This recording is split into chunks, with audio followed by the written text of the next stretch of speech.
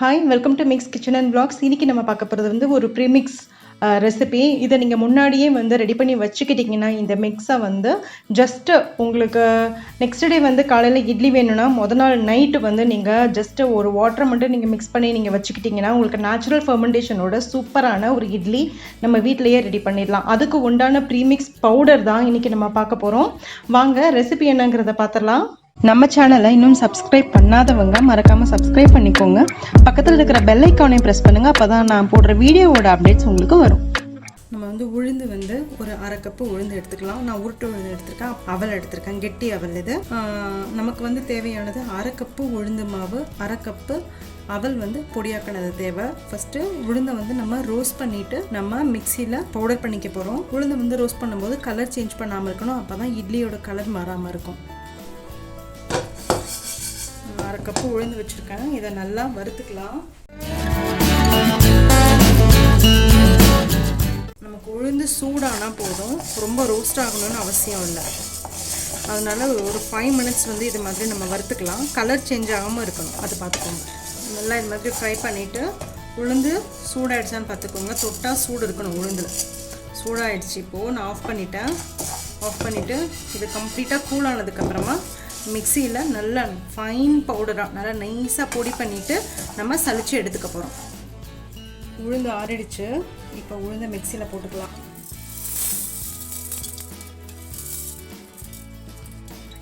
இப்போ இதை நல்லா நைஸாக பொடி பண்ணிட்டு வந்துடுவோம். இப்போ உளுந்தம்பருப்பை நல்லா சலிச்சிடலாம்.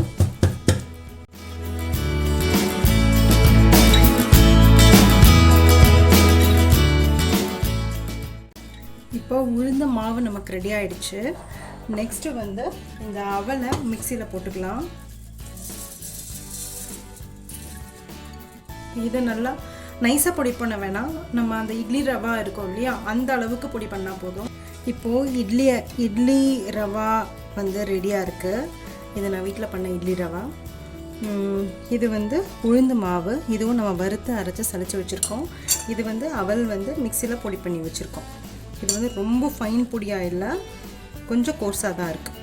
இப்போ இதோட மெஷர்மெண்ட் என்னன்னு பார்த்துடலாம். 1 கப் இட்லி ரவை எடுத்துக்கணும். இதுக்கு அரை கப்பு உளுந்து மாவு, அரை கப்பு அவல். உளுந்து வந்து அரை கப்பு எடுத்து பொடி பண்ணிங்கன்னா அரை கப்பை விட ஜாஸ்தியாக தான் வரும். உளுந்த மாவு தான் எடுத்துக்கணும். உரதால் ஃப்ளார் தான் வந்து எடுத்துக்கணும். உளுந்த அரை கப்பு உளுந்தை எடுத்து அதை வறுத்து அதுக்கப்புறமா பொடி பண்ணி அப்படியே சேர்க்கக்கூடாது. ஸோ உளுந்த மாவு அரை கப்பு, அவல் போட்டாச்சு. இப்போ உப்பு போட்டுக்கலாம்.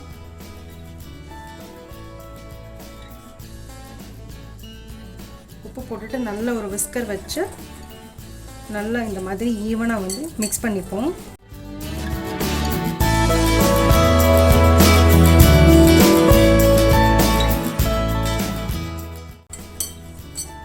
ஸோ இட்லி ப்ரீமிக்ஸ் ரெடி ஆகிடுச்சு. இதை வந்து நம்ம ஒரு பாக்ஸில் போட்டு நீங்கள் வச்சுக்கிட்டிங்கன்னா உங்களுக்கு எப்போ தேவையோ அப்போ நீங்கள் இன்கேஸ் உங்களுக்கு நாளைக்கு காலையில் இட்லி வேணும் அப்படின்னு சொன்னால் இன்றைக்கி நைட்டே நீங்கள் வந்து இதை மிக்ஸ் பண்ணி நீங்கள் ஃபெர்மெண்ட் பண்ணுறதுக்கு வச்சிட்டிங்கன்னா பேக்கிங் சோடா, இனோ சால்ட் அந்த மாதிரிலாம் எதுவுமே இல்லாமல் ஃப்ரெஷ் இட்லி உங்களுக்கு கிடைக்கும். இப்போ நம்ம இட்லி ப்ரீமிக்ஸ் ரெடி பண்ணி வச்சுருக்கோம் இல்லையா, அதை யூஸ் பண்ணி எப்படி இட்லி பண்ணுறது அப்படிங்கிறத நான் காமிக்க போகிறேன். ஸோ இட்லி ப்ரீமிக்ஸ் வந்து நான் ஆல்ரெடி எனக்கு இந்த ஒரு பாட்டில் ப்ளஸ் இந்த கப்பில் வந்து இன்னும் கொஞ்சம் வந்திருக்கு. இதிலிருந்து கொஞ்சம் எடுத்துக்கலாம். 1 கப்பு இட்லி ப்ரீமிக்ஸ் எடுத்துக்கலாம். நம்ம அதுக்கு 1.5 கப்பு எந்த மெஷர்மெண்ட்டில் நீங்கள் ப்ரீமிக்ஸ் எடுக்கிறீங்களோ அந்த மிக்ஸ் எடுக்கிறீங்களோ அதே மெஷர்மெண்ட்டில் 1.5 கப்பு வந்து தண்ணி எடுத்துக்கணும். ஆல்ரெடி நம்ம சால்ட் எல்லாம் போட்டாச்சு, அதனால் போடணும்னு அவசியம் இல்லை.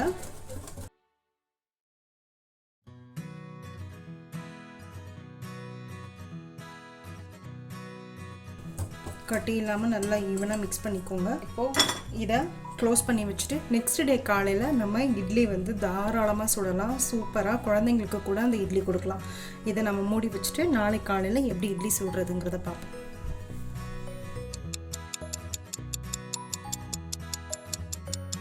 இட்லி மாவு நேற்று நம்ம ரெடி பண்ணி வச்சுருந்தோம் இல்லையா, எப்படி இருக்குன்னு பார்க்கலாம்.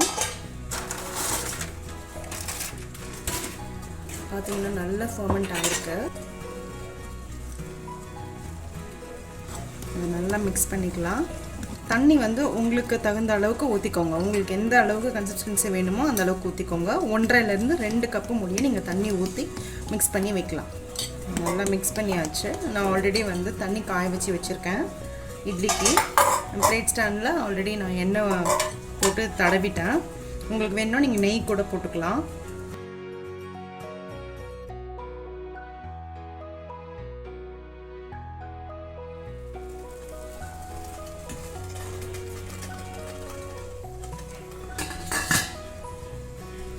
எயிட் மினிட்ஸ் விட்டுருங்க. 8 மினிட்ஸ்க்கு அப்புறமா நம்ம செக் பண்ணி பார்ப்போம். இப்போது நம்ம இதை எடுத்துடலாம். ஒரு 2 நிமிஷம் விட்டு எடுங்க. கீழே வச்சுட்டு அதுக்கப்புறமா தண்ணியை நல்லா நினச்சிக்கோங்க.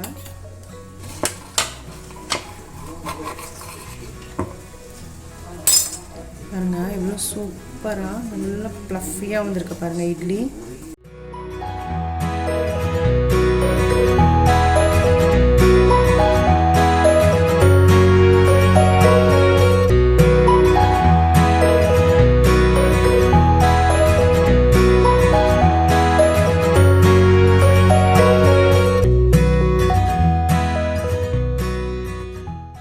நல்ல ஸ்பாஞ்சியான இட்லி நல்லா எவ்வளோ அழகாக சூப்பராக வந்திருக்குன்ட்டு. பேக்கிங் சோடா, ஈனோ, சால்ட் எதுவுமே போடலை. நான் பிச்சு காமிக்கிறேன் எவ்வளோ நல்லா வந்திருக்கு பாருங்கள். எவ்வளோ சாஃப்டாக வந்திருக்கு பாருங்கள். அங்கே பாருங்க.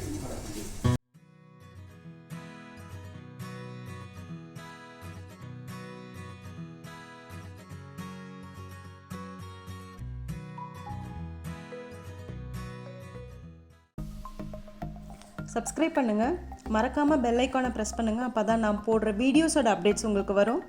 லைக் பண்ணுங்கள், கமெண்ட் பண்ணுங்கள், ஃப்ரெண்ட்ஸோடு ஷேர் பண்ணுங்கள். தேங்க்யூ.